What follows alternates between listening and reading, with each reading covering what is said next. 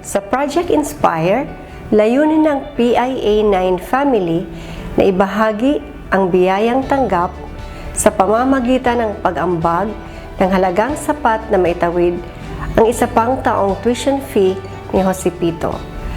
Siya po ay isa sa aming job order employee na third year BE Ed student na ngayong pasukan sa unang semestre ng taong 2016. Masaya po ako na ako po ang napili bilang recipient ng Inspire Project. Ito ay nakatulong sa akin. Si Pito, mabait at masipag na bata yan. Ini-encourage namin siya na tapusin ang pag-aaral niya para sa kinabukasan niya. Maraming salamat sa PI9 sa pagbibigay sa akin nitong oportunidad. Dito sa educational assistance nila, makakapag-ipon ako ng sapat at mas mabibigyan tuon ko po ang pag-aaral.